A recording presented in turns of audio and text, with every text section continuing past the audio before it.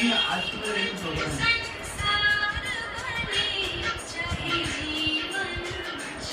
आपका क्या है?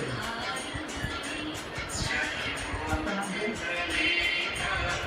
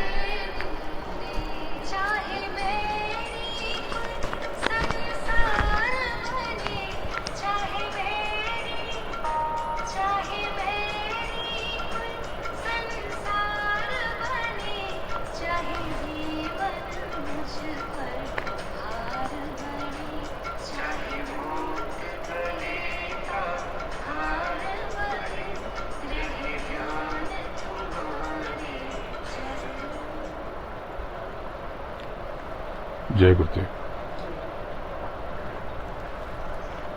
सर्वप्रथम इस सृष्टि के नियंता अनामी पुरुष परम पूज्य बाबा जय गुरुदेव जी महाराज के चरणों में कोटि कोटि प्रणाम करता हूँ, वंदना करता हूँ और आप सबके कल्याण के लिए उनसे प्रार्थना करता हूँ, गुहार लगाता हूँ। ऊपर के समस्त धनियों को नमन करता हूँ। इस सृष्टि को चलाने वाली समस्त शक्तियों को अभिवादन करता हूँ और आप सबको और आप सबके आज्ञा चक्र पर बैठी आपकी जीवात्मा को प्रणाम करता हूँ। जय गुरुदेव।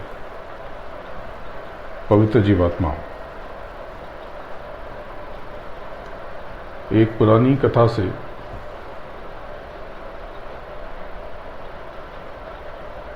आज की बात शुरू करता हूँ।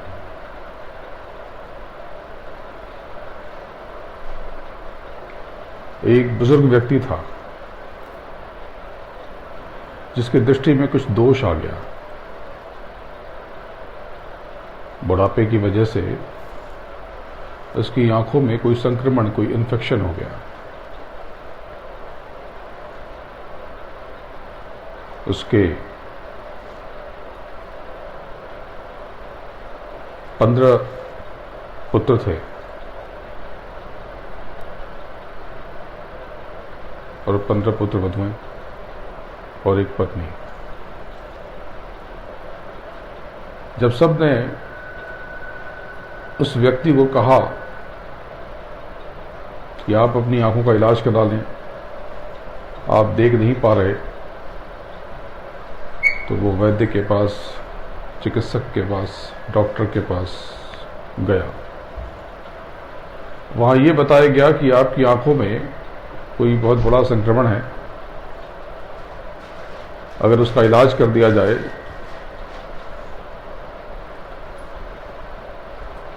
थोड़ा वक्त लगेगा, लेकिन दृष्टि पहले जैसी हो जाएगी। इलाज में जो खर्च आएगा वो आएगा, पर थोड़ा वक्त लगेगा। खर्च सुनकर, वक्त लगेगा ये सुनकर, ऑपरेशन होगा ये सुनकर वो व्यक्ति लौट आया। उसने बोला, सोचा कि मुझे क्या जरूरत, मेरे तो 15 बेटे और 15 पुत्र वधुएं, 30 हो गए और एक पत्नी 31। तो ये 31 लोगों की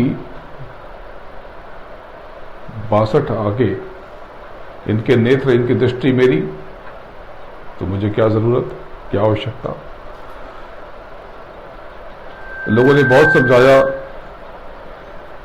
कि पैसा सब कुछ नहीं होता, आपका जीवन, बोले मेरा जीवन तो ठीक है, बीत जाएगा, तुम लोग तो हो, तुम लोग के सारे बिता लूंगा, इतना धन नष्ट करने की क्या आवश्यकता, इतना श्रम करने की क्या आवश्यकता और इतना वक्त जाया करने की क्या जरूरत।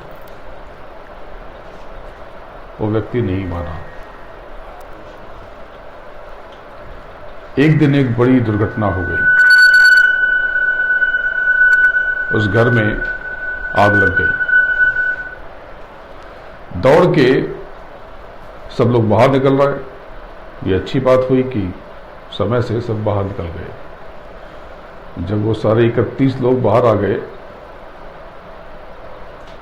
और जब देखना शुरू किया कि कौन रह गया, तो देखे सभी लोग आ गए। तभी उनको याद आया, अरे बाबूजी कहाँ हैं, पिताजी कहाँ हैं। तो पता चला पिताजी तो अंदर ही रहे। पिताजी ने, उस बुजुर्ग व्यक्ति ने निकलने की बहुत कोशिश की, चेष्टा की, लेकिन उसको दरवाज़ा न मिला। आग बहुत गहरी लग चुकी थी। तो उसके बाद क्या हुआ होगा ये आप समझ सकते हैं। निश्चित रूप से उसकी मौत हो गई होगी, निश्चित रूप से वो बहुत तड़पा होगा, निश्चित रूप से उसने इतने दुखों को झेला होगा। लेकिन ये बात भी सच है, दुर्घटना तो दुर्घटना होती है, लेकिन अगर वो चाहता तो वो बच सकता था। अगर उसने अपनी आंखों का इलाज करा लिया होता, अगर उसने प्रयास कर लिया होता, तो उसकी दृष्टि लौट आती और कुछ भी होता, कम से कम ऐसा हादसा उसके साथ नहीं होता। ये किसी व्यक्ति की कथा नहीं है, ये किसी बुजुर्ग व्यक्ति की कहानी या किसी पिताजी का किस्सा नहीं है, ये आप सबकी कथा है। ये कहानी आप सबकी। आप सब सोचते हो कि भजन कर लेंगे, साधना कर लेंगे, क्या होगा,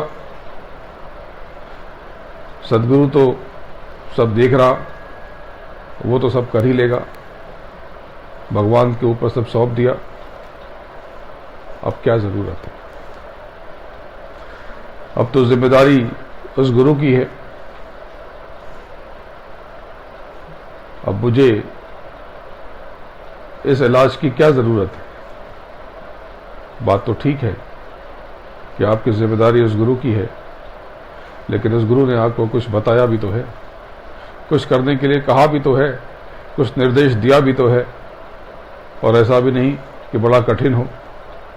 सतयुग में तो लोग कैसी कैसी साधनाएं करते थे, एक पैर पे खड़े होकर के, उल्टे होकर के, अग्नि में खुद को जला करके, बड़ी बड़ी कठिन तपस्याएं, त्रेता में भी कठिन तपस्याएं, द्वापर में भी, और कलयुग तो गुरु महाराज ने इतना सहज कर दिया। उनसे पहले के संतों ने, या उन्होंने पहले जो देह शरीर धारण की,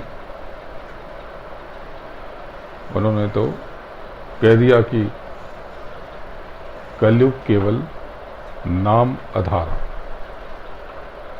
सुमिर सुमिर भव रही पारा। अगर आप सतयुग में होते तो आपको पता भी न चलता कि कितनी तपस्या करनी पड़ती, कितना श्रम। त्रेता में होते तो भी बहुत कठिन तपस्या, द्वापर में भी। और जब इतना सहज करके, सुगम करके आपको कलयुग में एक ऐसा मार्ग दिया गया जिसमें आपको कोई श्रम ही नहीं करना, आपको उस शब्द की डोर पकड़ के बह जाना है, उस सदगुरु की उंगली थामकर आपको अपने भीतर उतर जाना है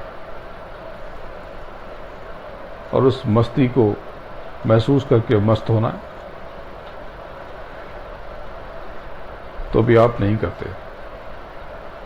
सत्संग में आते हो, 2 दिन 5 दिन कर भी लेते हो, और फिर कहते हो कि बहुत काम है, और अपने उल्टी सोच से, अपने उल्टे कर्मों से, अजीबोगरीब हरकतों से आप अपने जीवन का बेड़ा गर्क कर लेते। और जब फंस जाते हो तो सारा दोष उस प्रभु पे डाल देते हो, उस गुरु पे डाल देते हो कि देखो मैं तो सत्संग में बार बार जाता था, फिर भी मेरे साथ ऐसा हो गया। आप करते क्या हो कि जब आपकी घड़ी खराब हो जाती है तो आप पहले घड़ी की घड़ीसाजी आप जानते नहीं, फिर भी घड़ी खोल करके उसके पुर्जे पुर्जे छिन्न भिन्न कर देते हो, और जब फंस जाते हो तब आप चाहते हो कि उस घड़ी को कोई सद्गुरु आपकी शर्तों पर,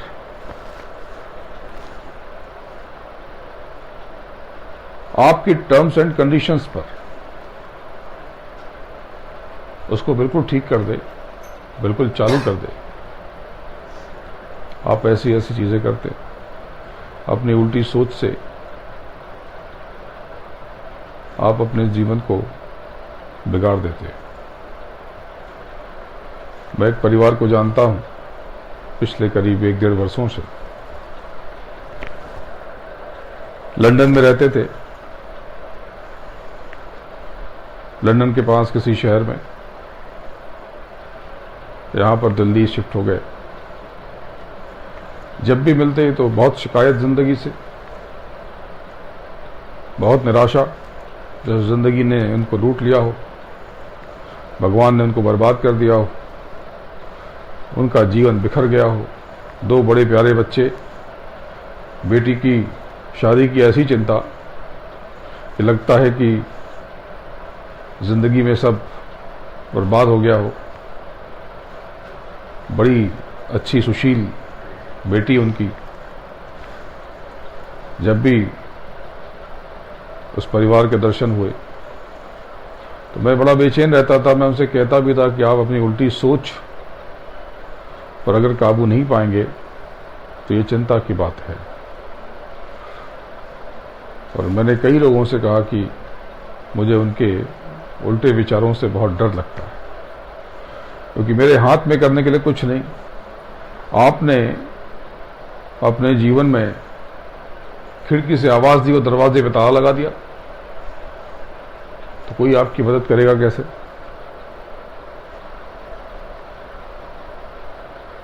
सब बढ़िया था। दिल्ली में मैं उनके घर भी गया,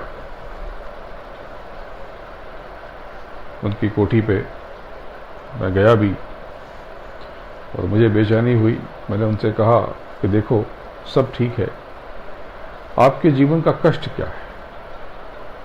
आपके पास धन है, आपके पास प्रेम करने वाले लोग हैं, आपके पास जलने और घृणा करने वाले लोग हैं, ये तो बहुत अच्छी बात है। बोले पूरा जगत मेरा भाई, सगा भाई दुश्मन हो गया। मैं कोई बात नहीं, आप उसे प्रेम भेजें, वो नफरत भेजेगा, देखते हैं कब तक बेचता है। बोले मुकदमे, जमीन में पैसे फंस गए। मैंने कोई बात नहीं, परमात्मा पे छोड़े, जमीन तो कोई लेके जाएगा नहीं। इससे पहले कोई लेके नहीं गया और आप भी लेके नहीं जाएंगे। और जो नहीं है आपके पास, जो चला गया है, उसके लिए शोर मचाने से अच्छा है कि जो आपके पास है उसकी चिंता कर लें, क्योंकि अभी भी परमात्मा ने आपको उतना दिया जितना पूरे मोहल्ले को नहीं मिलता। आपके पास अभी भी उतना है।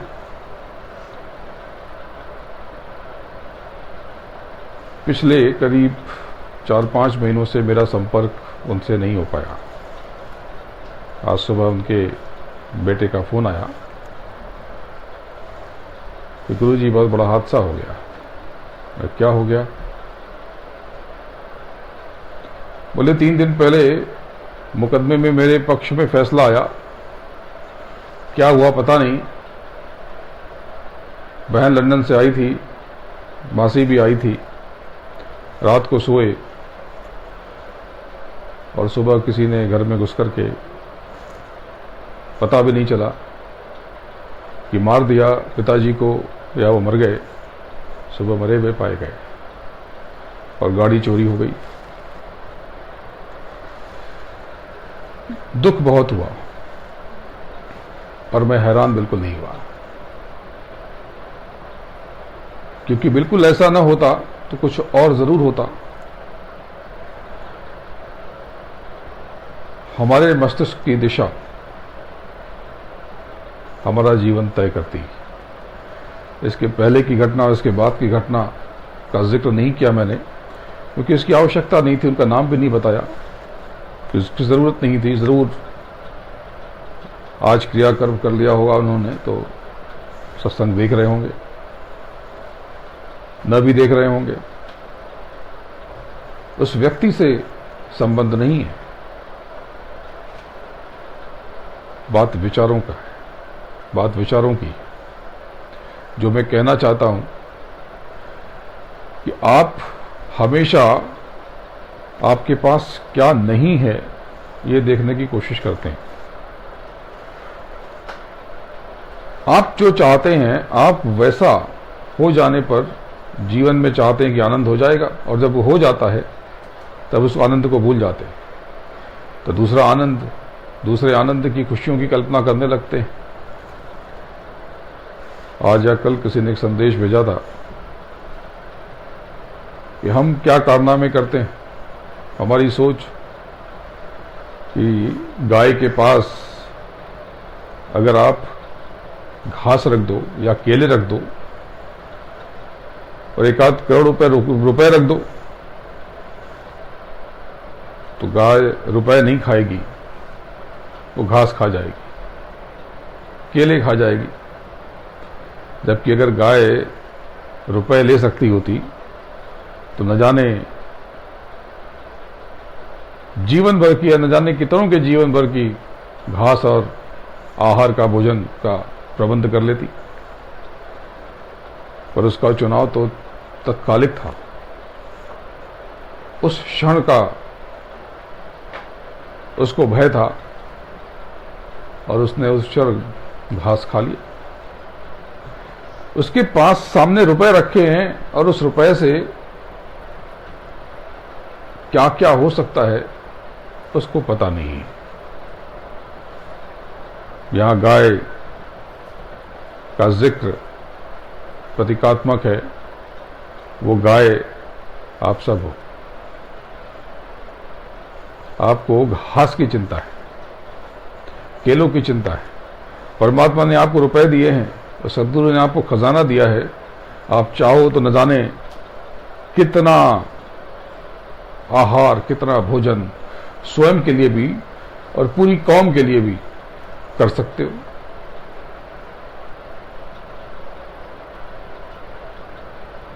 पर आप ऐसा नहीं करते।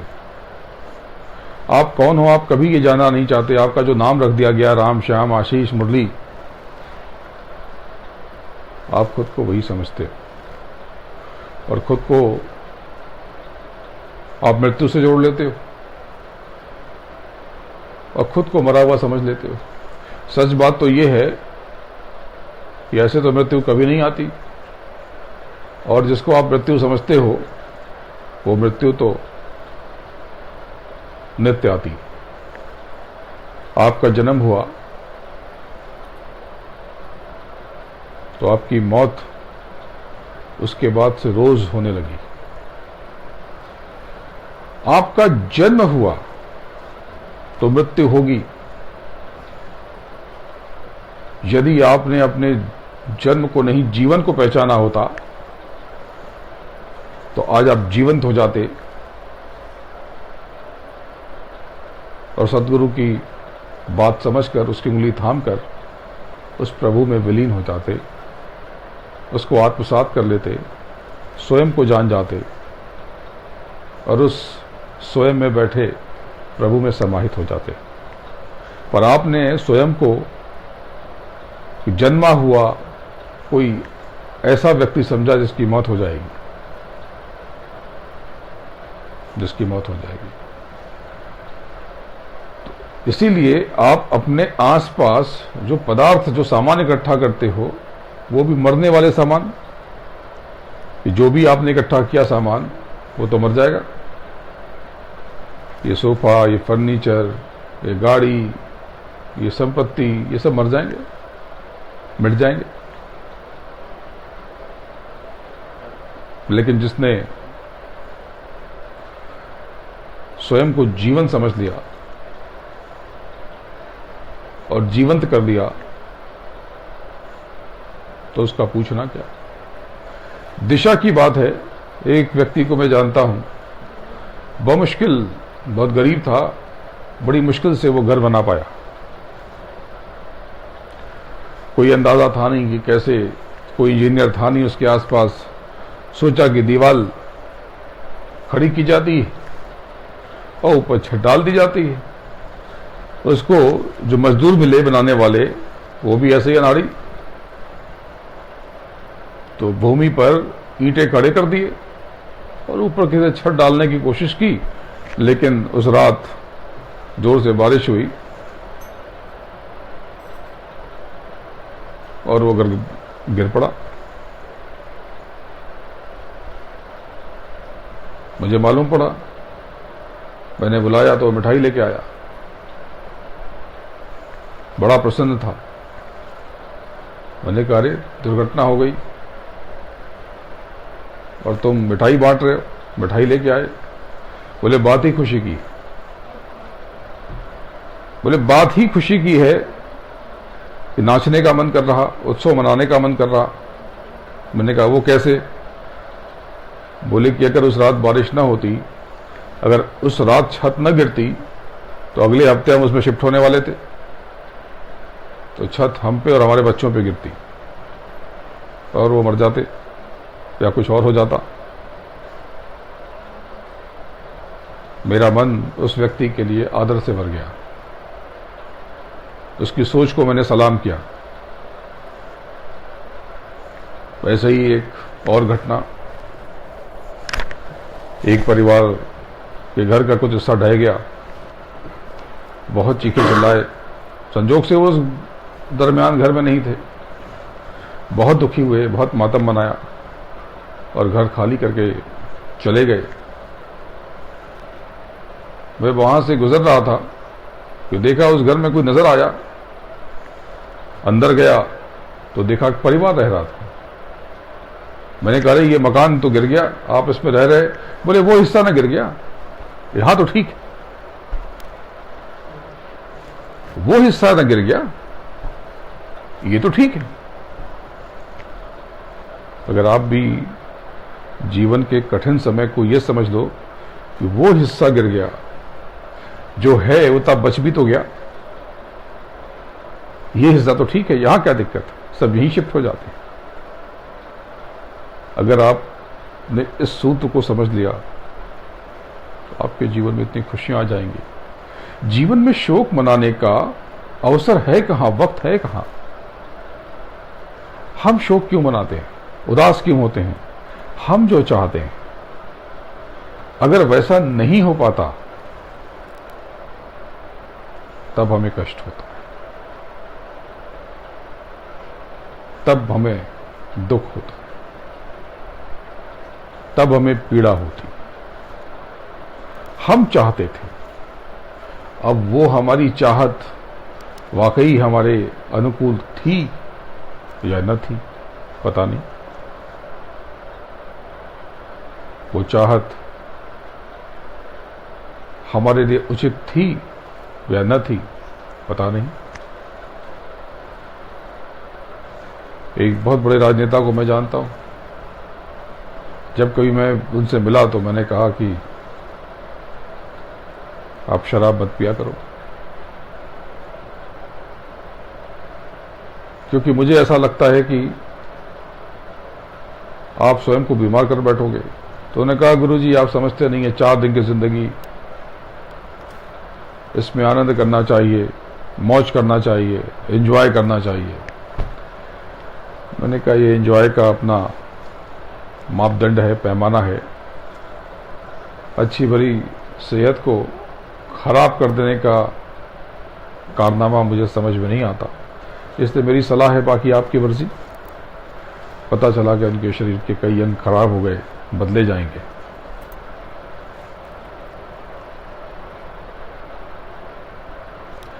हमारे जीवन में जब सब ठीक होता है तब हम समझते हैं कि ये हमारी देन है, ये हमने हासिल कर लिया, ये मेरी काबिलियत है, एक योग्यता है। और जब अच्छा नहीं होता तो सारा दोष हम प्रभु पे डाल देते हैं, सारा ठीकरा हम सदगुरु पे फोड़ देते हैं, और हम फिर जब भी मिलते हैं उसे कहते हैं कि सब ठीक कर दो। अरे वो तो ठीक कर रहा है और तुम लिपते जा रहे हो।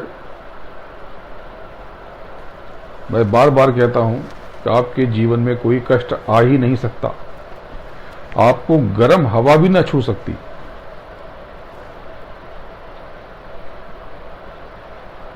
अगर आप उस परमात्मा पे, उस सदगुरु पे सच में पूरी श्रद्धा से यकीन करो और उस पर छोड़ दो, और जो है, जो घड़ी, जो पल है, उसमें आप आनंद की तलाश करो। बड़ी पुरानी कहावत है कि गिलास में आधा गिलास खाली देखोगे तो दुख ही होगा, आधा गिलास भरा है अगर इस पर नजर डालोगे तो आनंद से भर जाओगे।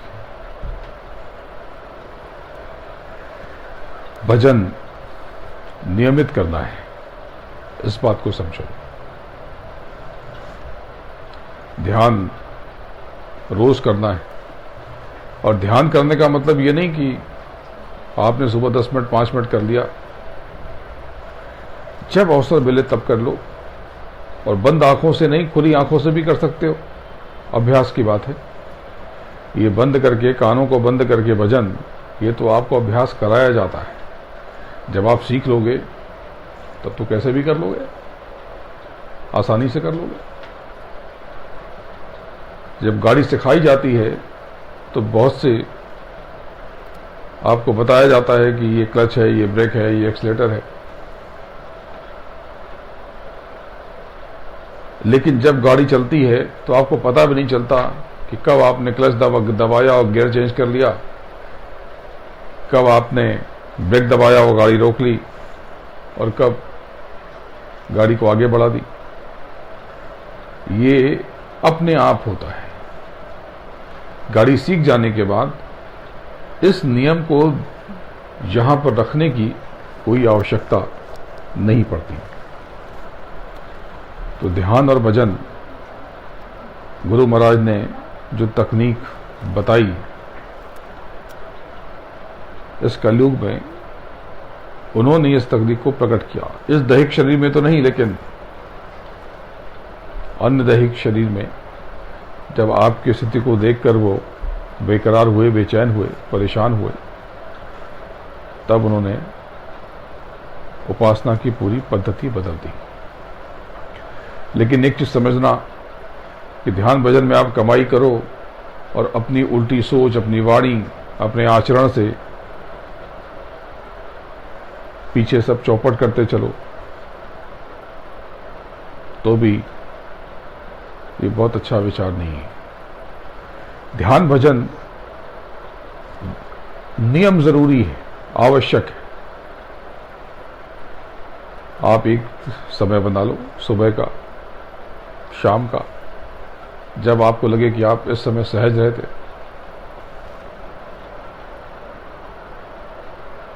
और उसके पश्चात नियमित रूप से स्वयं में उतरते रहो, अभ्यास करते रहो। तो कैसे, इस बात को आज समझो। पहले भी आपको बताया, कभी भी साधना में बैठो तो प्रार्थना जरूर कर लो। प्रार्थना का मतलब कि इस प्रार्थना जो हम लोग करते हैं गा के, पुकार के, बाहर की पुकार ठीक है, इससे भाव बनता है, आवश्यक है, लेकिन न हो पाए तो कोई बात नहीं, लेकिन अंतर में पुकार जरूरी है। अंदर से जब उसे आप पुकारोगे, उसे आवाज दोगे, और उसके बाद पैदा हुई तड़प, कशिश को समेट करके जब आप ध्यान में उतरोगे और एक बिंदु पर केंद्रित करोगे, स्वयं को हटाकर, विचारों को मिटाकर, अपनी सारी अच्छी और बुरी यादों को दफन करके एक बिंदु पर जब आप एकाग्र हो जाओगे, केंद्रित हो जाओगे, तो काम आपका क्षण में हो जाएगा। बड़ी कठिन प्रक्रिया नहीं, थोड़ा अभ्यास की जरूरत है। अपने भीतर प्रेम जरूरी है, नफरत रखोगे, किसी के लिए घृणा रखोगे, शिकायत रखोगे, तो ध्यान भजन में कभी भी कामयाब ना हो पाओगे। शिकायत रखोगे, दुनिया के कार्यक्रमों से, जगत की क्रियाओं से खुद को प्रभावित होने दोगे तो बेचैन रहोगे। आ गया तो स्वागत, चला गया तो स्वागत, नहीं है तो स्वागत। आप कहेंगे अरे जिसको देना है उसका क्या करें। मन में आप इच्छा रखना कि मुझे इसको देना है, वापस करना है। आपकी नियत, मंशा, इंटेंशन शुद्ध है, पवित्र है, धन आ जाएगा। जो चुकाना है चुक जाएगा। सच है ये। लेकिन जब आप चिंतित होगे तो नुकसान कर लोगे। तो क्या करें? जब भी चिंता हो, कोई फोन आ जाए लेने वाले का, उससे आप सकारात्मक बात करके रख दो। आंख बंद करके सदगुरु से और प्रभु से प्रार्थना करो। यकीन जताओ कि ये मत कहना कि बहुत परेशान हूं, फोन कर रहा है, उसका फोन बंद हो जाए। नहीं, ये गलत होगा। आप ये कहो कि मुझे ऐसा काबिल बना दे, इतना ऊपर उठा दे, ये फोन मुझे परेशान न करें। फोन करते रहें तो किसी और कार्य से करें। इनकी जो मेरी वजह से इनको दिक्कत हो रही है, इस दिक्कत को मैं फना कर दूं, नष्ट कर दूं। मुझे इतना काबिल बना दे मेरे सदगुरु, मेरे परमात्मा, और मुझे यकीन है कि ये कष्ट खत्म हो जाए। दिन में आप 1000 बार खुद से बात करके देखो। दुनिया से बात करते हो, जाने क्या हासिल होता है। आप कभी स्वयं से भी बात करो, कभी खुद से भी बात करो, कभी अंदर भी जाओ। आपकी समस्या का समाधान एक दरवाजे पर है, जिस पर लिखा हुआ आप पढ़ नहीं पा रहे। उस पर लिखा है पुल, यानी कि अंदर की तरफ जाओ, और आप करते हो पुश बाहर की तरफ। अगर समस्या बहुत है तो ध्यान मग्न हो जाओ,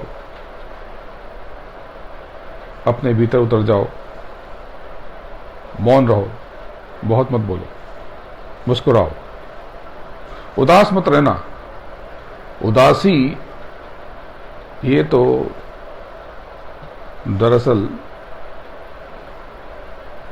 ये कष्ट का कारण नहीं, कष्ट के कारण नहीं होती, ये तो संतुष्टि के अभाव में होती। जिसको वाकई बहुत दर्द होता है उसको दर्द का एहसास नहीं होता, वो उसी में जी रहा होता। कभी आप ऐसी झोपड़पट्टियों में जाओ जो बहुत मच्छर मक्खी और गंदगी में रहते हो, तो उनको तो पता नहीं चल रहा कि उनको कोई दर्द है, और आपको देख के दर्द होता है। अरे कैसे रहते हैं यहाँ पर, कैसे खाना बनाते हैं, कैसे ये जीते हैं।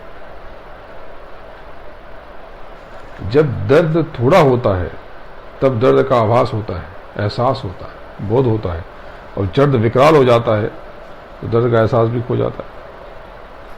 जैसे इसको यूं समझो, ये आवाज हो रही, ये आपने सुनी, आवाज तो बहुत कम, लेकिन धरती घूम रही, इतनी बड़ी कितनी आवाज हो रही होगी। ये कागज घुमाया मैंने, ये आवाज हुआ, इस स्वर को, इस ध्वनि को सुना आपने, इस सुना कि ये शोर बहुत कम था। अगर ये शोर महाशोर हो जाता तब आपको सुनाई भी नहीं देता। इस बात को समझो। आपके कष्ट हैं, जानता हूं, लेकिन ये कष्ट जब आप दूसरों से इसकी तुलना करोगे, कंपेयर करोगे, तब आपको पता चलेगा कि आप तो कितने सुखी हो, कितने आनंद से हो। लेकिन आपके अंदर ये प्रश्न उठेगा कि मैं दूसरों से तुलना ही क्यों करूं। उस समय आप तुलना नहीं करते, लेकिन सुख की तुलना तो करते हो। मेरे पास कुछ लोग आए थे, एक व्यक्ति आया और बोला कि मैं बहुत परेशान हूं, सोचता हूं रिजाइन कर दूं। मैंने कहा क्यों, क्या हो गया? बोला 4 साल से मेरा प्रमोशन नहीं हुआ। और कोई इंक्रीमेंट नहीं हुई। मैंने कहा ये तो बड़े दुख की बात है, तो कोई नौकरी मिल गई? बोला नहीं मिल जाएगी, इनको तो सबक सिखाऊं एक बार, इनको तो ठिकाने लगाऊं, इनको तो लेसन दूं, टीच करूं। मैंने कहा अच्छा। मैंने कहा क्षमा चाहता हूं, किसी से मैं पूछता नहीं, लेकिन तनख्वाह कितनी है तुम्हारी? बोले 4 साल से 90 लाख रुपए है साल के। मैं कहा 90 लाख? तुमको पता है कि आज भी भारत में 90 रुपए रोज में लोग काम करते हैं, और तुम्हें वो कम लग रहे हैं। तुम्हारा दर्द ये है कि दूसरों का प्रमोशन नहीं हुआ, दूसरों का प्रमोशन हो गया और तुम्हारा नहीं हुआ। ये कैसी सोच है तुम्हारी? बात समझ में नहीं आई। उन्होंने नौकरी छोड़ दी, 1.25 साल हो गए हैं शायद, अब तक नौकरी नहीं मिली। बीच में आए थे, बोले 22 लाख 24 लाख की नौकरी मिल रही है, कैसे कर लूं?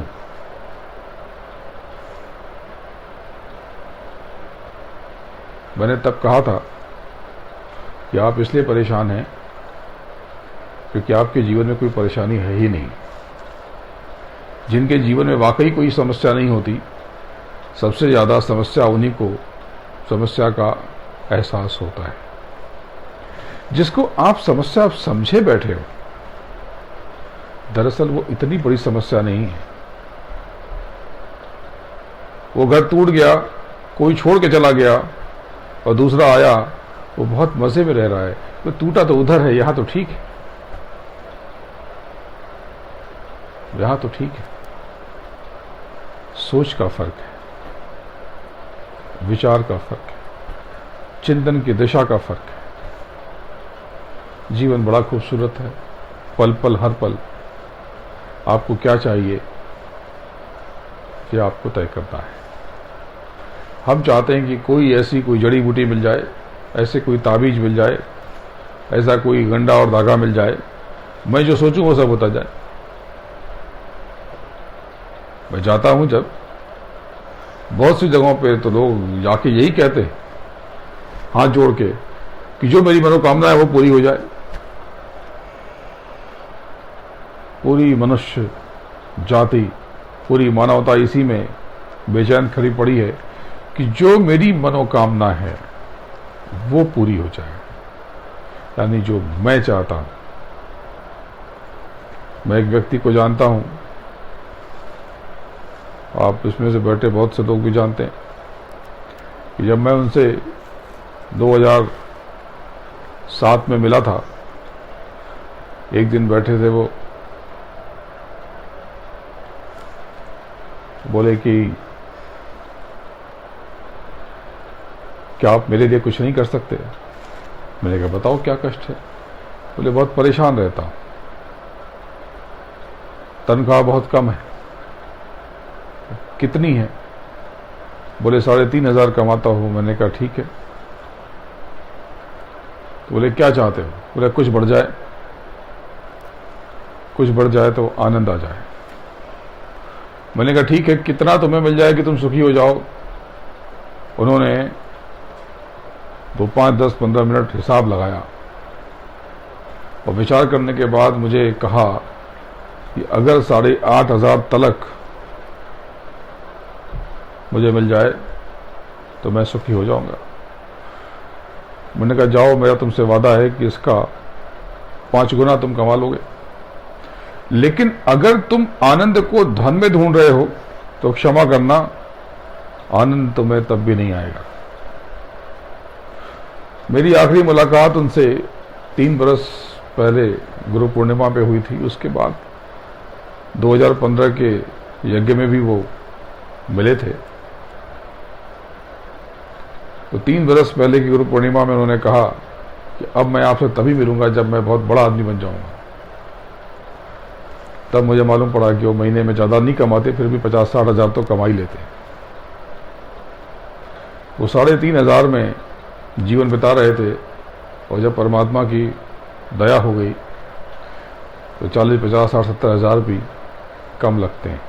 जीवन का नियम यही है, जो नहीं मिलता हमें उसमें रस आता है, और जो चीज जो वस्तु मिल जाती है वो नीरस हो जाती है।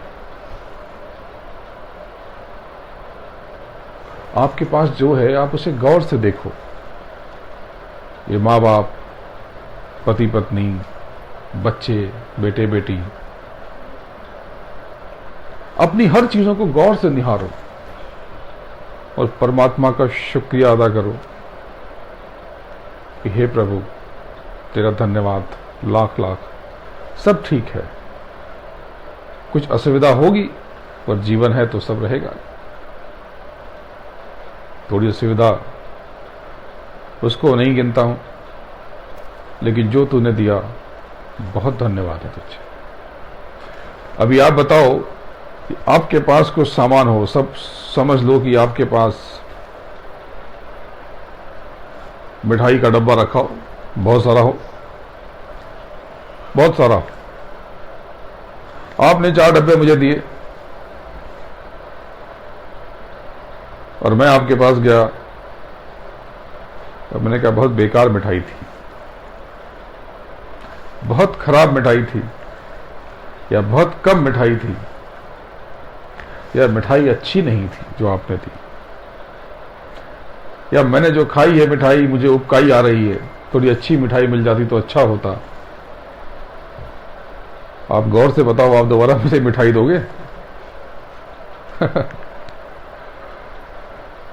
अब आपके पास चाहे जो मिठाई आए, आप मुझे देखोगे और अलमारी बंद कर लोगे।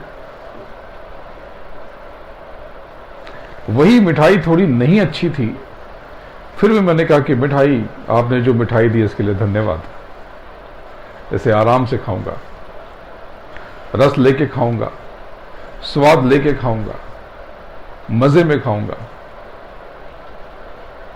तो फिर आपकी क्या इच्छा होगी? 2 डब्बा और दे दो। एक व्यक्ति अभी यहां पे नहीं बैठे, आने वाले, कहा तो था,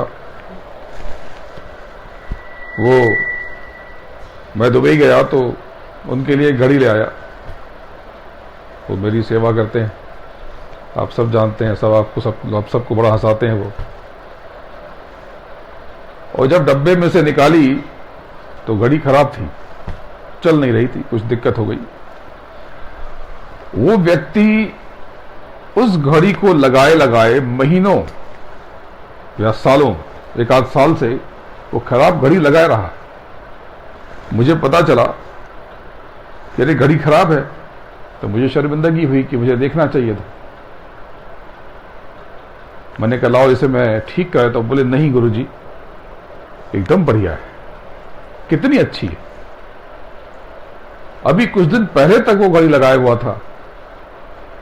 तो मैंने संकल्प लिया कि अगली बार जाऊंगा तो इससे अच्छी घड़ी लेके आऊं। अगर वो व्यक्ति वो घड़ी, खराब घड़ी मुझे बार बार दिखाता और कहता कि ये घड़ी तो खराब ले आए आप, देखो ऐसा कुछ चलता नहीं है, ये तो फालतू है, तो क्या मेरी इच्छा होती? बिल्कुल नहीं होती। नियम है, इस नियम को समझो। आप सब जो मान लेते हो जिस चीज को, वो वैसी नहीं हो जाती। नमक के डिब्बे पर शक्कर लिखने से वो पदार्थ शक्कर नहीं हो जाता। आप जिसको दुख समझते हो, आपके समझने से ना वो दुख हो जाता है, ना आप जिसको सुख समझते हो, आपके सुख समझने से ना वो सुख हो जाता है। इस बात को समझ लेना। आपके ऊपर दया है, कृपा है उस परमात्मा की। जो मिला शुक्रिया अदा करो, खुश हो जाओ, परमात्मा को धन्यवाद दो, वो चीजों में बरकत आएगी, अगली चीज उससे बेहतर हो जाएगी। आपके पास तो बहुत बड़ा खजाना है। आप ऐसे बड़े खजाने की चाबी हो कि आपको खुद पता नहीं कि आपके भीतर क्या क्या है। मैं बार बार इस बात को कहता हूं कि अगर आप तैर सकते हो तो इसलिए कि आपने तैरना सीखा। अगर आपने सीखा ना होता तो पानी में जाते ही आप डूब जाते। लेकिन if you can swim, you can fly too. अगर आप तैर सकते हो पानी में मछलियों की तरह बिना पंखों के, मछलियों के तो पंख होते हैं, आपके तो है नहीं, फिर भी आप पानी में तैर लेते हो, तो आप उड़ भी सकते हो। फर्क इतना है कि आपने तैरना सीखा, आपने उड़ना नहीं सीखा। गुरु महाराज कहते हैं कि उतरो भजन में, उतरो ध्यान में, ऐसी उड़ान पे तुम्हें लेके जाता हूं, तुम्हें ऐसे उड़ाता हूं कि तुम्हारा जीवन धन्य न हो जाए तो कहना। ध्यान में बैठते हैं।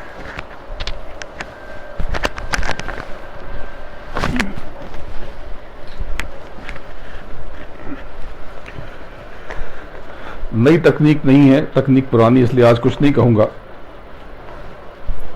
ध्यान का मतलब आंख बंद करना नहीं है। ध्यान का अर्थ यह है अंदर की आंखें खोल लेना। तो बाहरी आंखों को विराम दे करके अंदर सीधे एक बिंदु पर केंद्रित करके, दृष्टि को रोक करके, विचार शून्य होकर के उस महा तिल को, उस महा लक्ष्य पर ध्यान केंद्रित करना, जो कभी काला दिखेगा, फिर कभी स्याह हो जाएगा, ग्रे, उसके बाद श्वेत धवल, और उसके बाद चमकदार हो जाएगा। तो सीधे देखना है आपको, दृष्टि केंद्रित करनी है।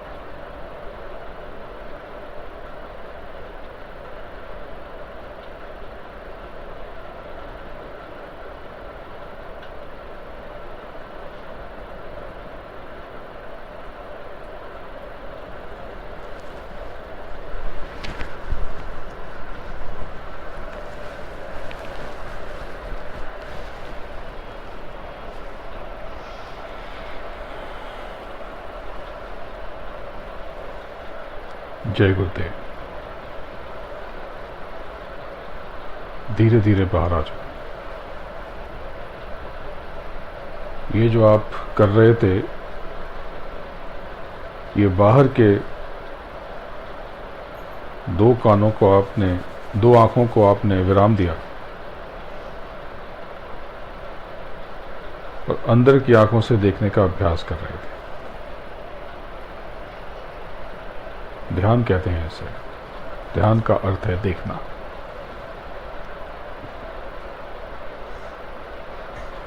ध्यान का अर्थ है देखना। ध्यान का अर्थ आंख बंद करना नहीं। बहुत से लोग ध्यान में सांसों पर ध्यान केंद्रित करते हैं, कोई कहीं पे कोई कहीं पे। सही अर्थ ध्यान का है देखना। अंतर यात्रा में तो ध्यान भी है, भजन भी है और दूसरी क्रियाएं भी हैं। लेकिन अगर आप कोई दृश्य देख रहे हो तो देख रहे हो, लेकिन कोई संगीत बज रहा है, कोई चित्र नहीं है, तो उसे आप सुन रहे हो। अब आप उस संगीत को देख नहीं रहे, आप उस संगीत को सुन रहे हो। कई ऐसे दृश्य होते हैं जिसमें ध्वनि नहीं होती, वो सिर्फ उसकी खूबसूरती सिर्फ दृश्य में, स्वर में नहीं, तो वो देखना पड़ेगा। कुछ चीजें ऐसी हैं जिसे सुनना पड़ेगा। अगर देखें और सुनाई ना पड़े तो बेकार हो जाएगा। कोई गायक गाना गा रहा, आप उस गायक को तो देख रहे, निहार रहे, लेकिन जो उसका मेन प्रोडक्ट है संगीत, वही आप न सुन सको तो बेकार है। तो देखने का तो ध्यान है देखना। देखने का अर्थ है ये आप खुली आंख से देखते हो वो नहीं, ये बाहर की आंखों को बंद करके अंदर की आंखों से देखना। गुरु महाराज ने बताया कि आपके पास दो आंख नहीं, तीन आंख है। ऐसे ही दो नाक नहीं, तीन नाक है, और दो कान नहीं, तीन कान है। तो वो कहां है तीन कान? आपके भीतर। आपकी जीवात्मा के ये आंख, नाक और कान।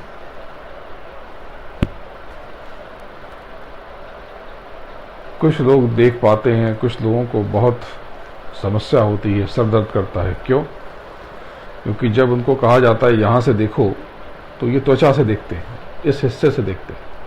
दरअसल दोनों आंखों के मध्य से देखने का अर्थ है ये पूरा जो सर्कल है, इसका जो केंद्र है यहां पर, वहां से देखना। जब आप ये अभ्यास करोगे तो बेहद सहज हो जाओगे। और सहज, उस सहजता के लिए प्रार्थना जरूरी, सकारात्मक सोच जरूरी। नहीं तो कई लोग आते हैं, गुरु जी 23 दिन से कर रहा हूं, कुछ दिखाई नहीं पड़ा। 23 जन्मों तक भी अगर आप देखोगे और अगर सोच आपकी दिशा सही नहीं है, आपका फोकस ठीक नहीं है, तो ना देख पाओगे। आप कैमरे से जब फोटो खींचते हो और फोकस नहीं होता तो क्या होता है? वो पिक्चर ब्लर हो जाती, धुंधली हो जाती। क्यों हो जाती? फोकस नहीं। तो एक बिंदु पे जब तक आप फोकस नहीं करोगे, आप सारी चीजों पे करना चाहोगे तो दिक्कत है। तो अंदर तड़प होनी चाहिए। तड़प से, प्रार्थना से, गुहार लगाने से जाने क्या हो जाता है। ये जो बड़े बड़े मिनिस्टर बन जाते हैं वो कैसे हो जाते हैं? क्या बहुत बड़े काबिल हैं ये? नहीं। अभी ये राजपाट तो ठीक है, आप कहेंगे कि चापलूसी करके, लेकिन उसको उस तरीके से देखो तो सिर्फ समर्पित होकर। बहुत काबिल होते तो वो प्राइम मिनिस्टर कभी भी उनको कभी बना भी देता या न भी बनाता।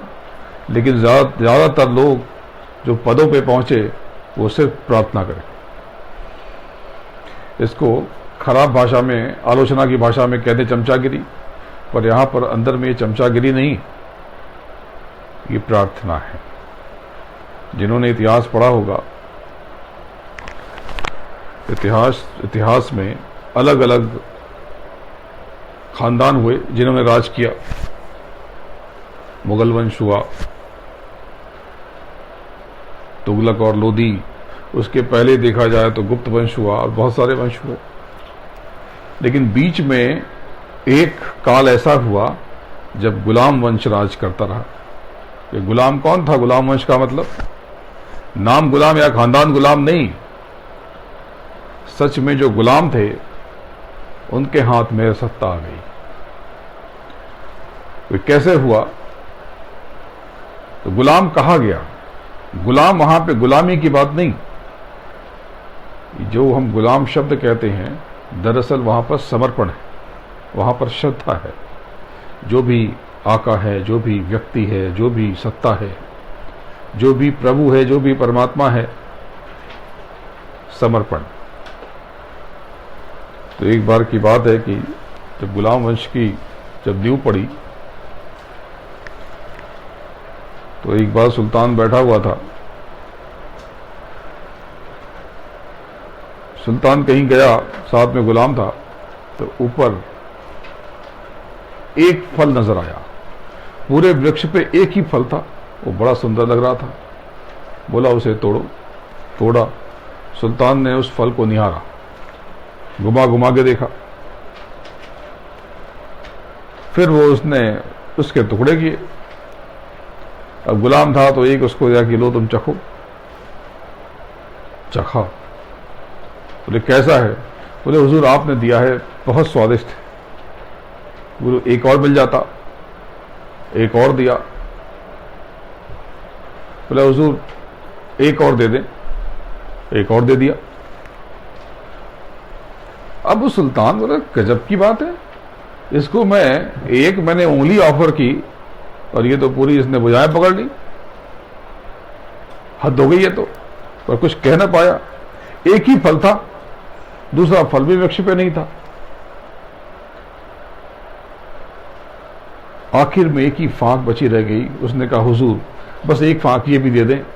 अब उसे गुस्सा आ गई, ये तो बड़ा लालची है। हद होती है लालच की, ये ग्रीड किस काम की? पूरा फल तुम खा गए। और उसने छीन करके वो झपट्टा मारने वाला था गुलाम कि सुल्तान ने उस फल के टुकड़े को मुंह में रख लिया और जैसे ही उसने दांतों से फल को दबाया, थूकना पड़ा। इतना कसैला, इतना कड़वा फल, भौचक्का रह गया। बोला इतने तुमने कहा क्यों नहीं ये फल खराब है, ये कड़वा है? बोला हुजूर आपने अब तक इतने मीठे फल दिए, जीवन में मैं था ही क्या, जर्रा धूल, इतने मीठे फल दिए हैं, एक कड़वा, एक फांक कोई कड़वी आ गई, उसके लिए मैं शिकायत करूं? इतना काबिल तो मैं नहीं, मैं तो नाचीज हूं। जीवन में इतने मीठे फल, इतनी अच्छी अनुभूतियां, इतना कुछ आपने मुझे दिया, जाने क्या क्या आता फरमाया, तो एक कड़वा फल आ गया तो उस पर शिकायत करूं? ये तो गुस्ताखी, ये तो अपराध होता मेरी नजर में। मेरी कोशिश ये थी कि ये कड़वा फल भी आपके मुख में न जाए। सुल्तान बेचैन हो गया, परेशान हो गया और उसी क्षण रात में उसने फैसला कर लिया कि मेरे बाद जो हुकूमत किसी को दी जाएगी तो इस गुलाम को दी जाएगी।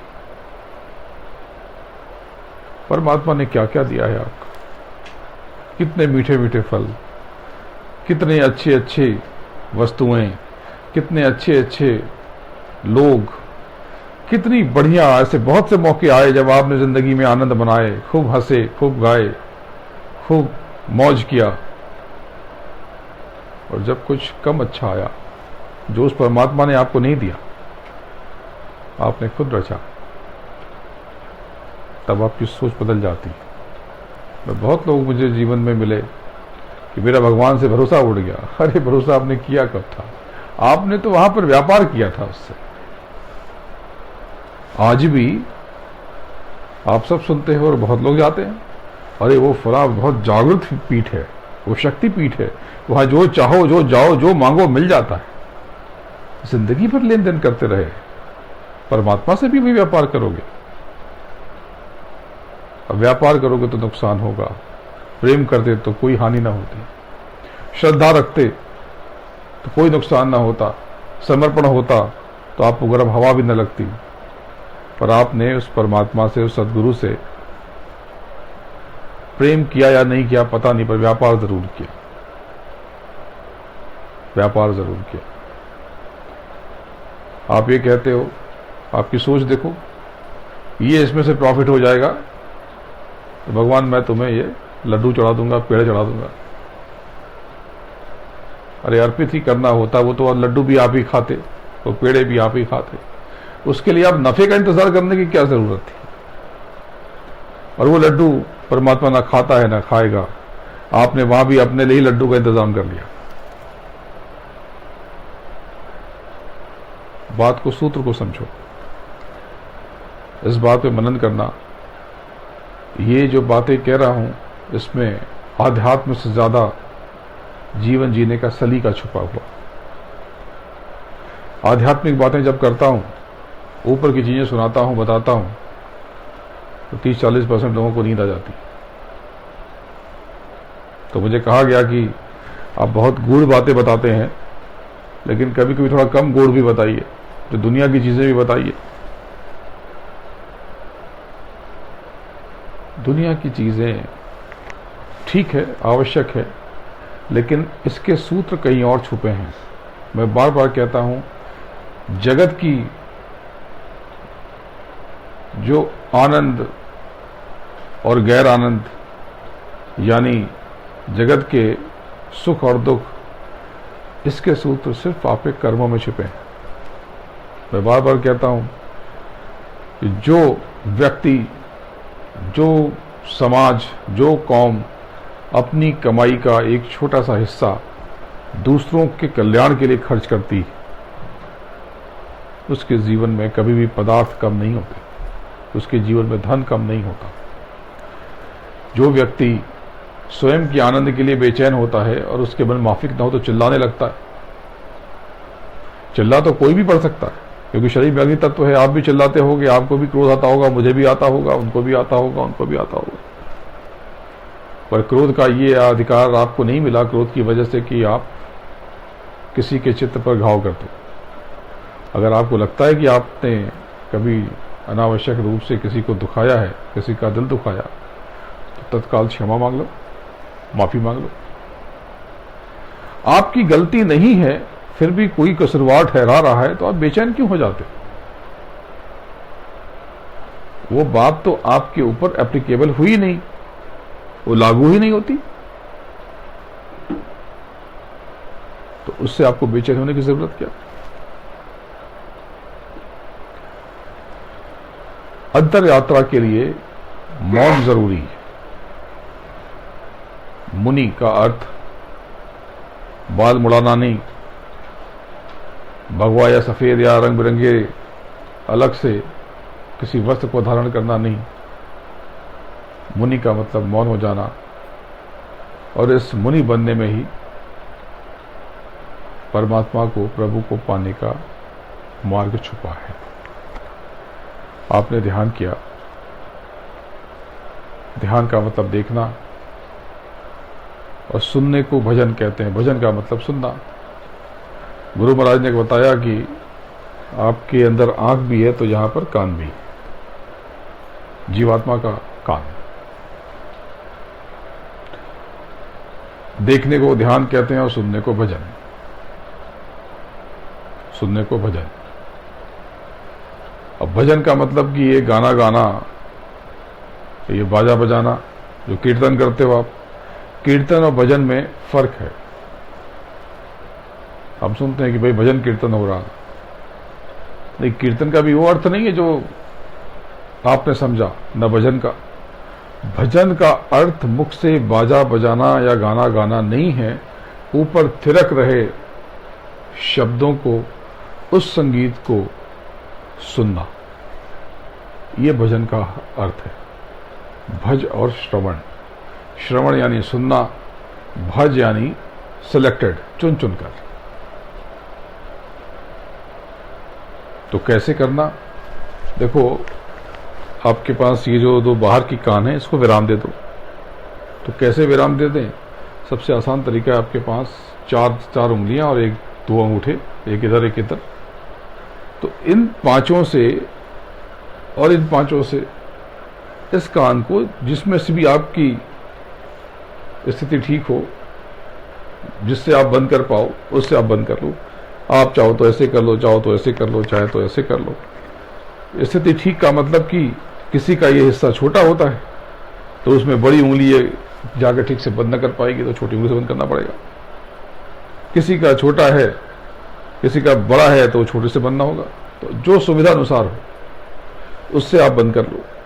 और बंद करके अभी आपने देखा तो आपने यहां से देखा, अब आपको सुनना है। तो ये जो केंद्र है वो सहस्त्रार की तरफ से यहां से सुनना, ऊंचा ध्यान देकर। गुरु महाराज ने बताया कि ऊंचा ध्यान देकर, उठाकर जब आप सुनोगे तो बहुत तरह तरह की आवाजें आएंगी। पहले तो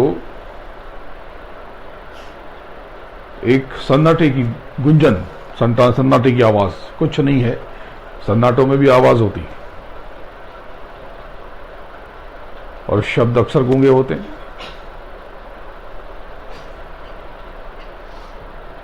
मैं हमेशा इस बात को सोचता हूं, कहता हूं कि जो व्यक्ति आपके मौन को नहीं समझ सकता वो आपके शब्दों को, आपके स्वर को क्या समझ पाएगा। तो सन्नाटों में भी, मौन में भी आवाज होती है। तो दोनों कानों को बंद करके, ऊंचा ध्यान दे करके आपको एक ध्वनि महसूस करना है, आपको सुनाई देगी।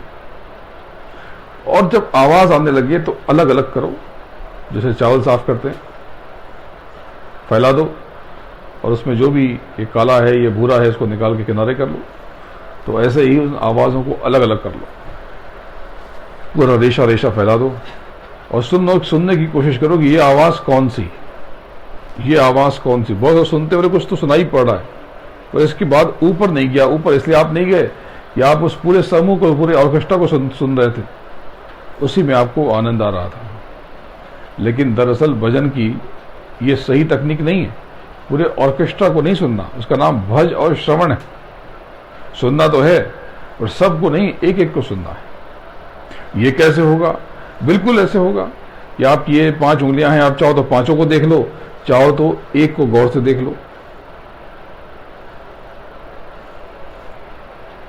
तो जब आप एक को देखते हो तो ये 4 नजर नहीं आते या धुंधले हो जाते हैं। तो ऐसे ही जब आप ऊंचा ध्यान दे करके उन शब्दों के भंडार को, वो पूरे ऑर्केस्ट्रा को पकड़ोगे, तब कोई शब्द आपको अपने बहुत करीब महसूस होगा। तो उन शब्दों में आप डूब जाओ, उन शब्दों में खो जाओ।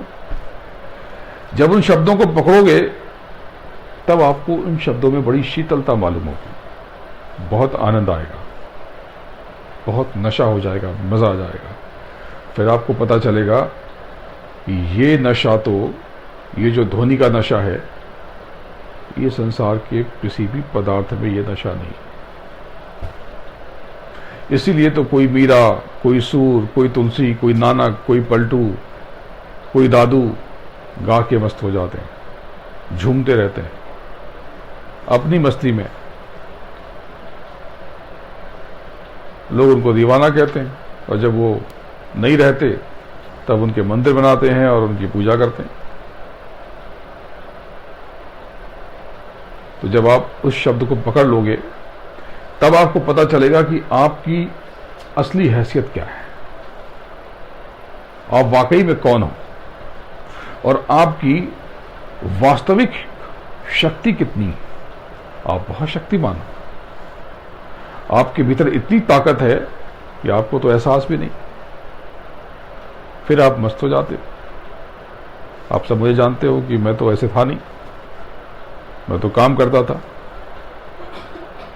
लेकिन गुरु का आदेश हुआ और नशा हो गया और मजा आने लगा तो सब छोड़ के बैठा हूं।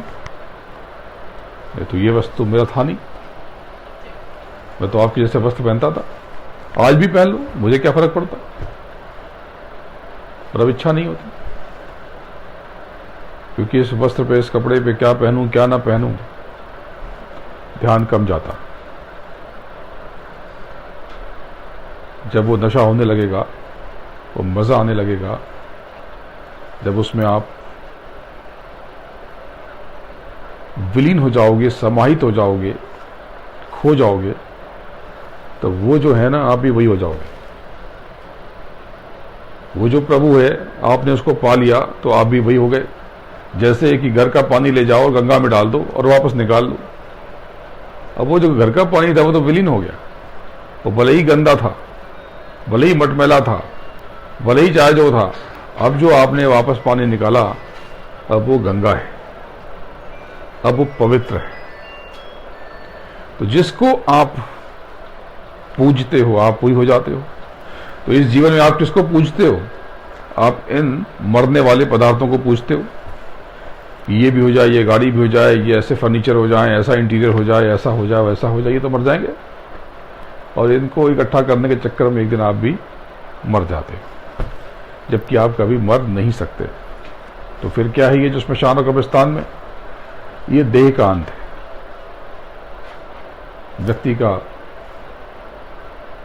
उस शक्ति का अंत नहीं, हमारा, मेरा और आपका अंत नहीं। ना मैं कभी मरूंगा, ना आप कभी मरेंगे। लेकिन आपको लगता है कि आप मर जाओगे, इसलिए घबराते हो, डरते हो। लेकिन जो साधक है वो जानता है कि वो कभी नहीं मर सकता, इसीलिए तो वो शरीर छोड़ छोड़ करके बार बार उठता है और नीचे आ जाता है, लौट आता है।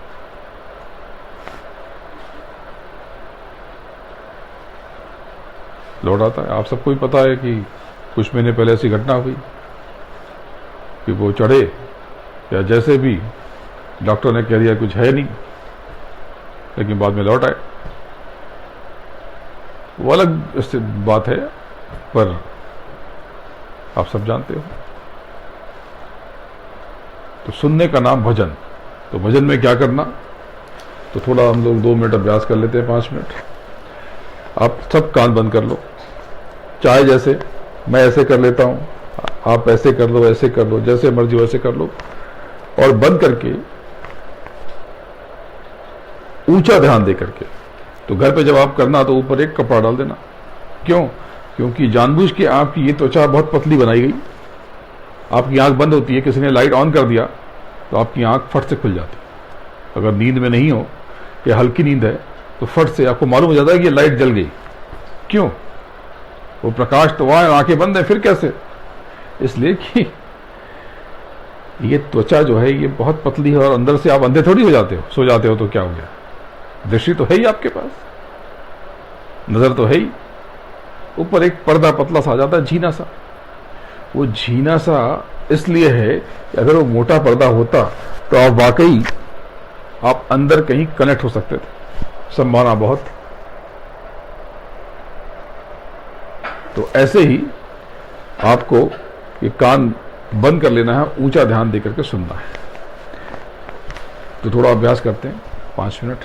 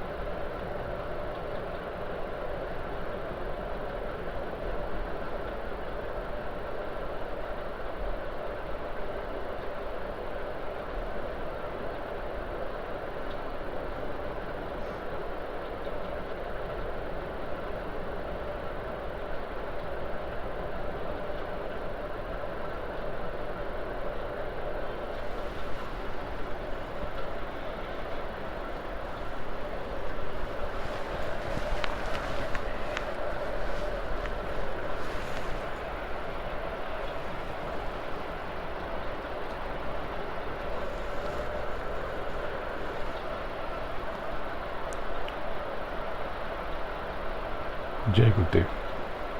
धीरे धीरे आप बाहर आ जाओ। कभी भी आप ध्यान में बैठो, भजन में बैठो, तो जब वापस लौटना हो तो तुरंत आंख मत खोलना। देखो, इसके लिए विचार शून्यता जरूरी। और कुछ लोग जो पहली बार बैठ रहे थे तो उनको दिक्कत हो रही थी, तो अपनी सहज स्थिति में बैठ जाना, आराम से, सुविधानुसार। बहुत से लोग कहते हैं कहाँ बैठे हैं, किस आसन पर बैठे हैं। आसन का मतलब कि बैठना। मैं भी एक आसन पर बैठा हूं।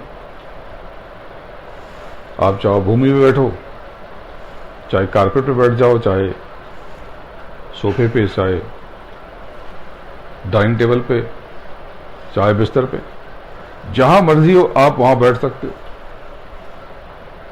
तो बहुत से लोग कहते हैं कि अरे आप बिस्तर पे पूजा करना सिखा रहे हैं, गलत क्या है? गलत क्या है?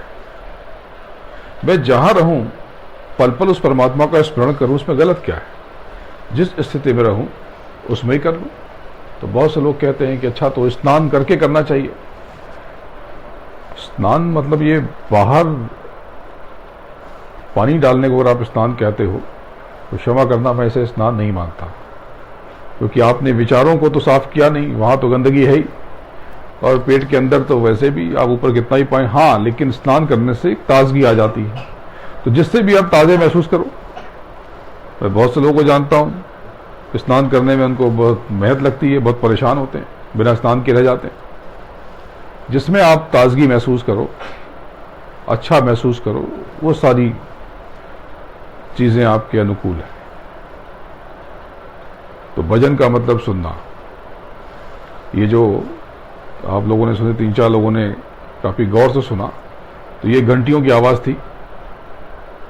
जल्दी जल्दी जो घर की घंटे नहीं, घंटियां। लेकिन जब आप ऊपर चढ़ोगे तो ये घंटे बन जाएंगे, और उसके बाद घंटों के साथ में एक गूंजती हुई आवाज आ जाएगी। फिर उसके बाद अलग अलग तरह के, दरअसल ये अलग अलग आवाज होके भी है नहीं, एक ही आवाज का विस्तार है। जब आप लौटोगे अपने मूल की तरफ, जहां से आपका उद्गम हुआ है, तब वहां की आवाज आपकी तरह हो जाएगी, क्योंकि आपकी आत्मा, आपने बहुत पढ़ा कि जीवात्मा उस परमात्मा का अंश है, आपकी सोल, आपकी रूह उस प्रभु का अंश है। तो इस अंश का तत्व क्या है? कौन सा तत्व है? हवा है, पानी है, प्रकाश है, जल है, थल है, मिट्टी है, धुआं है, अग्नि है, क्या है? ये शरीर तो पंच तत्वों का, जल, पृथ्वी, अग्नि, वायु, आकाश। इसके ऊपर जो देवी देवताओं का शरीर है वो 17 तत्वों का, 5 ज्ञानेंद्रियां, 5 कर्मेंद्रियां, रजोगुण, तमोगुण, सतोगुण, और मन, बुद्धि, चित्त, अहंकार। इसके ऊपर का भी शरीर है, देवी देवताओं से परे सूक्ष्म शरीर।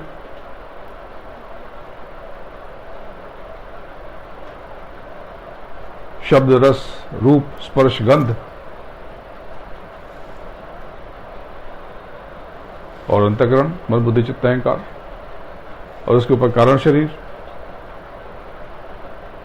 शब्द, स्पर्श, रूप, रस, गंध। अलग अलग तरह के शरीर हैं ये। लेकिन शरीर है ना, इसमें आप कहां हो? आपका तत्व क्या है? तो आपका तत्व जो है, यही सुर हैं, यही स्वर हैं, यही ध्वनि है। यानी कि आपकी आत्मा का तत्व शब्द है, नाम है, ध्वनि है, धुन है, नाद है, सुर है। और जब, इसलिए आप महसूस करो कि किसी संगीत जब कोई बजता है तो आप उसमें झूमने लगते हो। वो आवाज सुनाई नहीं पड़ रही है, कौन सी भाषा है, लेकिन आप कहीं कुछ आपके भीतर होने लगता है, कहीं कुछ थिरकन होने लगती। तो सुनने का नाम है भजन। भजन का अर्थ है सुनना। जब आप भजन पे बैठोगे, एक कमाल की चीज होगी, ध्यान में बैठने से आपकी कार्य क्षमता ये इनहैंस हो जाती है, वृद्धि हो जाती है। ये बाई प्रोडक्ट है, ये मुख्य कार्य नहीं है। ये तो मुख्य कार्य तो उस देखना, उस बिंदु पे फोकस करना है और वहां से हम स्वयं का परिचय प्राप्त कर लेंगे। लेकिन इसके अलावा क्या होता है, आप जब ध्यान करने लगते हैं तो आपकी परफॉर्मेंस एनहांस हो जाती है, इंक्रीज हो जाती है, वो विस्तार ले लेती है। अब आपको दुनिया के फायदे जो मिलने लगते हैं वो अलग से, वो बाई प्रोडक्ट, प्रतिफल। ऐसे ही जब आप भजन करते हो तब आप अंदर से शक्तिशाली हो जाते हो, आपका मन, अंतर मन मजबूत हो जाता है, आपकी थकान खत्म हो जाती है। आप घंटे, 2 घंटे, 4 घंटे सो करके भी आप मस्त हो जाते हो, हेल्दी फील करते हो, स्वस्थ महसूस करते हो और बहुत सारे फायदे। आपकी जो सौरों हैं, जो कष्ट हैं, जो दुख हैं, जो दर्द हैं, जब आप नियमित रूप से भजन करोगे ये नष्ट हो जाएंगे। अगर आप भजन ही करो तो ये दुनिया के जो उपाय हैं ये करने की जरूरत ही नहीं, तब मैं आपको कुछ बताऊं ही नहीं, इसलिए मैं बहुत कम बताता हूं। दुनिया के उपाय मुझे बताने इसीलिए पड़ते हैं। मुझे एक बार किसी ने कहा कि भाई हमें इस गुरुजी आदत पड़ी है इस तरह के उपायों की, अगर आप इस उपाय से अलग कोई चीज बताएंगे तो हमें समझ में नहीं आएगी, फिर हम उससे जुड़ भी नहीं पाएंगे। इसलिए कभी कभी मुझे आपको कुछ उपाय सुझाने पड़ते, बताने पड़ते, क्योंकि वो आपको चाहिए, आपको चाहिए। अभी जैसे कि भिंडी में, गाजर में, गोभी में आपके स्वाद के लिए मसाले डालने पड़ते हैं, नहीं तो उनमें अपना स्वाद है। ऐसे ही गाजर खा के देखो, बहुत मीठा है। दूसरी सब्जियां खा के देखो, फल खा के देखो, बहुत स्वादिष्ट है। लेकिन चूंकि आपको चाहिए, आपकी जरूरत के हिसाब से जो स्वाद उनको आएगा वही स्वाद उनको नहीं आएगा। तो ये उपाय का अर्थ ये है जिससे आप कनेक्ट हो जाओ, जुड़ जाओ। असली चीज है कि वो चीजें हमारे भीतर जाएं। भजन में जब आप बैठते हो तो आप खुद से, स्वयं से परिचित हो जाते हो। नियमित रूप से अगर आप बरस भर भजन कर लो, यकीन करो आपके सारे शोक, आपके सारे रोग, आपके सारे कष्ट फना हो जाते हैं। रहते हैं वो पर आपको महसूस नहीं होते। आप क्यों देखते हो कि आधा गिलास खाली है, भरा भी तो है। आपको परमात्मा ने बहुत कुछ दिया है तो उसका जश्न मनाओ, न कि जो नहीं मिला उसका शोक। इस शोक का, इस दुख का कोई अर्थ नहीं। तो वो प्रभु बड़ा दयालु है। भजन का मतलब स्वयं में उतरना, ध्यान का मतलब स्वयं में उतरना, स्वयं के भीतर उस प्रभु को ढूंढना, खोजना। खोजरी पिया को निज घट में, खोजरी पिया को निज घट में, जो तुम पिया से मिलना चाहो, जो तुम पिया से मिलना चाहो।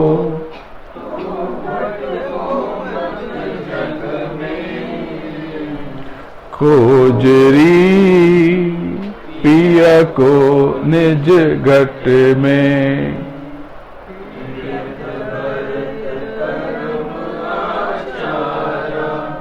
तीरथ बर्त करम आचारा,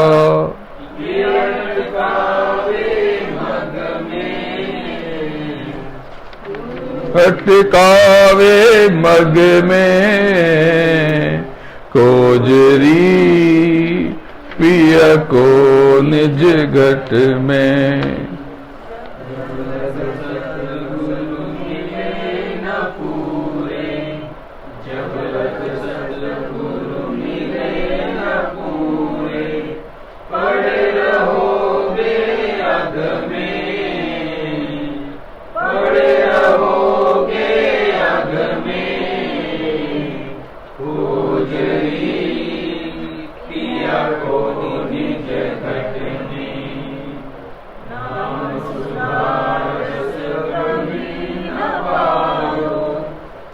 श्याम सुधा रस कभी न पायो।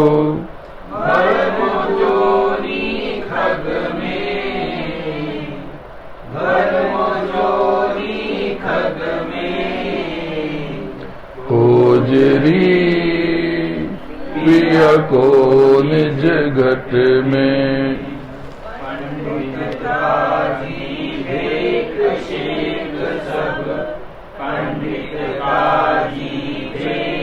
शेख सब अटक रहे डग डग में, अटक रहे डग डग में।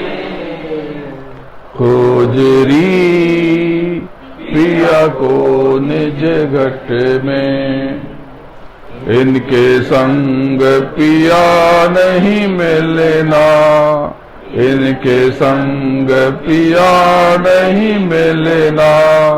पिया मिले कोई साध समग में, पिया मिले कोई साध समग में। खोजरी पिया को निज घट में। भूले विषय वास में, विषय वास में। भरम घसे इनकी रग रग में, भरम घसे इनकी रग रग में। खोजरी पिया को निज घट में। बिना संत कोई भेद न पावे, बिना संत कोई भेद न पावे। वे कोई रहे अलग में, वे कोई रहे अलग में। खोजरी पिया को निज घट में। जब संत मिले नहीं तुमको, जब संत मिले नहीं तुमको। खाए ठगोरी तू इन ठग में, खाए ठगोरी तू इन ठग में। खोजरी पिया को निज घट में।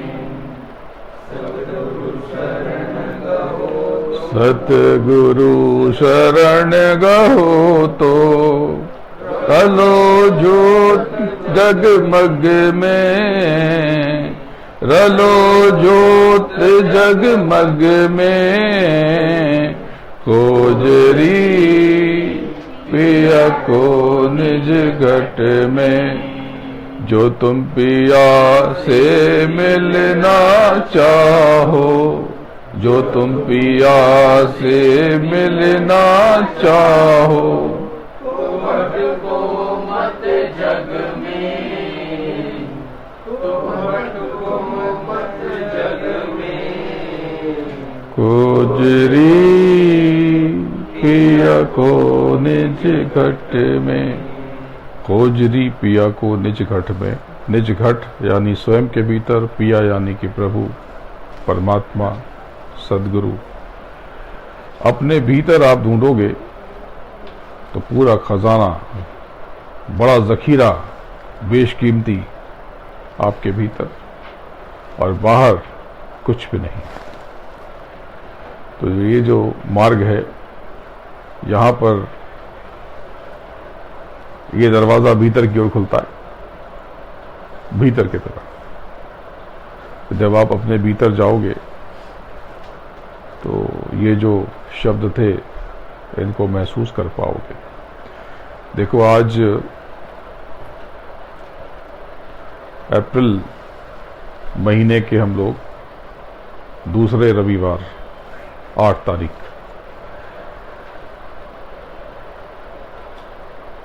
मैं 10 दिन के बाद यात्रा पे चला जाऊंगा। तकरीबन 58 दिन मैं यहाँ नहीं। तो मई और जून में हमारी आपकी मुलाकात नहीं हो पाएगी। तो अब जो सत्संग होगा वो जुलाई में होगा, लेकिन आप सब लोग मेरी अनुपस्थिति में ज़रूर न 2 घंटा सही 15 मिनट सही तो यहाँ पर नेरुल में जो नियम है आप बैठते रहो, 15 मिनट के लिए सही थोड़ी प्रार्थनाएं कर लो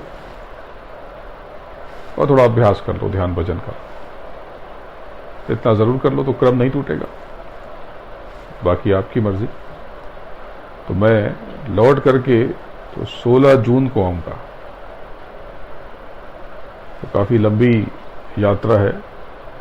मैं न्यूयॉर्क होते हुए ह्यूस्टन चला जाऊँगा, फिर वहाँ से डैलस शिकागो होते हुए न्यू जर्सी होते हुए वापस ह्यूस्टन होते हुए लंदन के रास्ते से यूरोप में चला जाऊँगा। यूरोप का कार्यक्रम अभी पूरी तरह नहीं बना, लेकिन पेरिस और फ्रांस का पेरिस और स्विट्जरलैंड का ज़ूरिक ये तय है। इसके अलावा और भी कई शहर होंगे, तो आपको इसकी सूचना दे दी जाएगी। लंदन से मैं 15 जून को निकलूंगा। अभी तक जो कार्यक्रम है वो यही है, और 16 तारीख को मैं यहाँ पहुँच जाऊँगा। लेकिन आप सबसे जुड़ा रहूँगा। जो बाहरी माध्यम है ये तो सक्रिय रहते हैं, ये रहेंगे, लेकिन जो आंतरिक माध्यम है इससे ज़्यादा बेहतर ढंग से जुड़ सकूं आपसे, इसके लिए आपको प्रयास करना पड़ेगा। मेरा प्रयास तो पल पल है। मैं तो आप सबको खींचता रहता हूं कि देखो समय कम है, जीवन के कोई 25 साल बिता चुका, कोई 50, कोई 75, बचा कितना? तो इसके बाद क्या होगा? लोग कहते हैं कि भगवान से मिलूंगा तो भगवान के पास जाऊंगा तो स्वर्गवासी हो जाऊंगा, कैलाशवासी हो जाऊंगा, गोलोकवासी। क्या बात है? आपको तो पता नहीं कि कहां स्वर्ग में गए कि नरक में गए, आप तो जानते नहीं। वो जान लो। गुरु महाराज ने साफ साफ बताया कि अगर आपने प्रभु को, परमात्मा को जीते जी नहीं पाया तो याद रखना मरने के बाद कुछ नहीं मिलेगा। और बहुत से लोग समझते हैं कि ये जीवन बेकार है, सुसाइड कर लूं। तो याद रखना ये तो कर्जा है जो भोग रहे थे। अगर आपने किसी महीने बैंक की इंस्टॉलमेंट नहीं दी तो क्या होता है पता है ना? पेनाल्टी आ जाती है और उस पर इंटरेस्ट भी आ जाता है। तो ये जो कष्ट हैं ये आपके अपने हैं, अपने रचे हुए, अपने गढ़े हुए। ये हमारे कारनामे हैं। उस परमात्मा ने आपको कोई दुख नहीं दिया, कोई दर्द नहीं दिया, बल्कि वो दर्द का इंतजाम करता है। वो अपने हकीम और वैद्य आपके पास भेज देता, लेकिन आप तो उनको भी नहीं पहचान पाते और बिना मतलब की आलोचना करते रहते हो, निंदा करते रहते हो।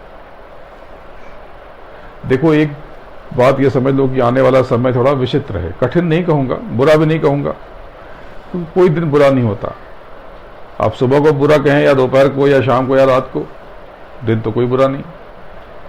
लेकिन जब सुबह को आपको धूप चाहिए तो सुबह धूप नहीं मिलेगी, और जब आपको धूप मिलेगी तब आपको शीतलता नहीं मिलेगी, और जब शीतलता मिलेगी तो धूप नहीं मिलेगी, और जब ज़्यादा शीतल हो जाएगा तो अंधेरा हो जाएगा, प्रकाश नहीं मिलेगा। तो कभी कुछ मिलेगा, कभी कुछ मिलेगा, कभी कुछ, कभी कुछ।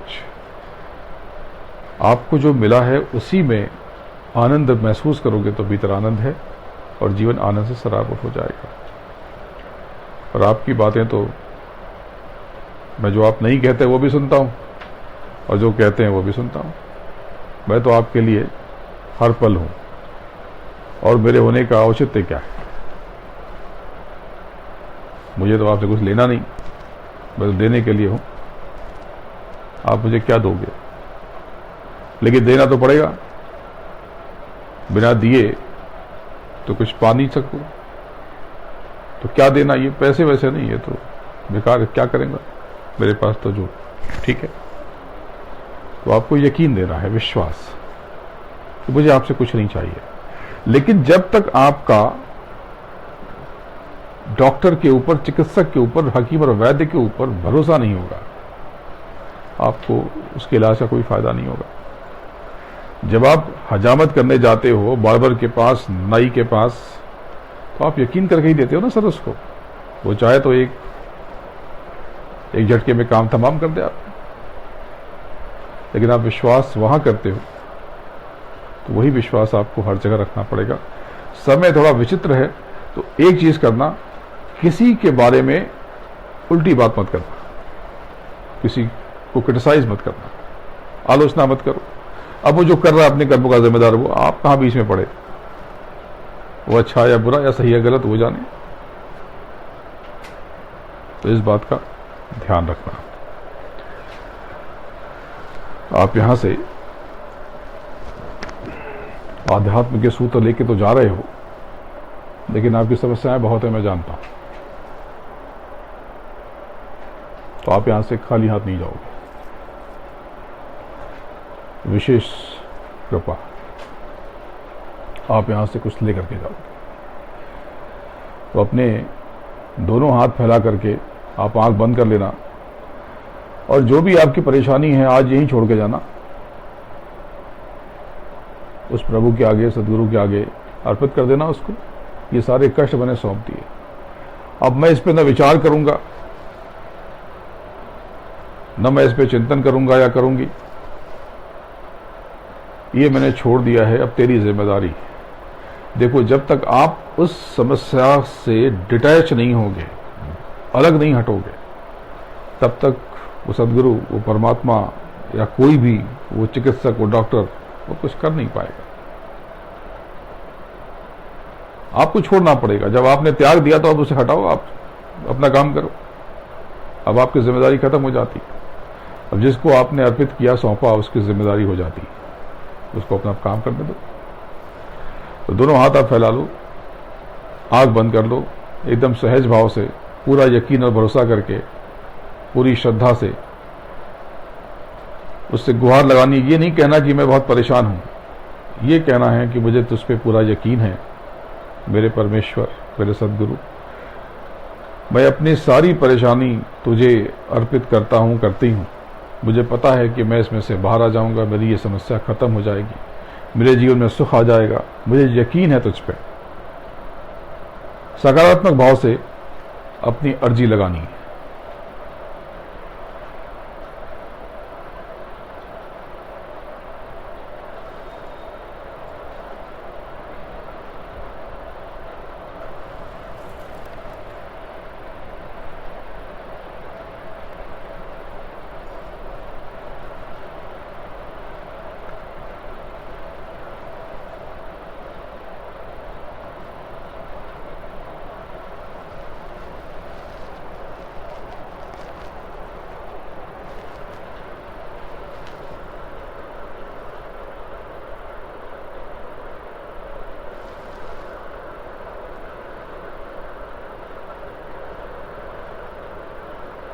जय गुरुदेव, जय गुरुदेव, जय गुरुदेव, जय जय गुरुदेव, जय गुरुदेव, जय गुरुदेव, जय गुरुदेव, जय जय गुरुदेव। समृद्ध पिता परम पूज्य गुरु महाराज बाबा जय गुरुदेव जी महाराज के चरणों में प्रणाम करता हूँ, वंदना करता हूँ, नमन करता हूँ, आपके कल्याण के लिए प्रार्थना करता हूँ। ऊपर के समस्त धनियों और इस सृष्टि को चलाने वाली सभी शक्तियों के साथ आप सबको और आप सबके आज्ञा चक्र पर बैठी आपकी जीवात्माओं को, जो प्रभु का अंश है, प्रणाम करता हूँ। आप सब पधारे आपका आभारी हूं। जय गुरुदेव।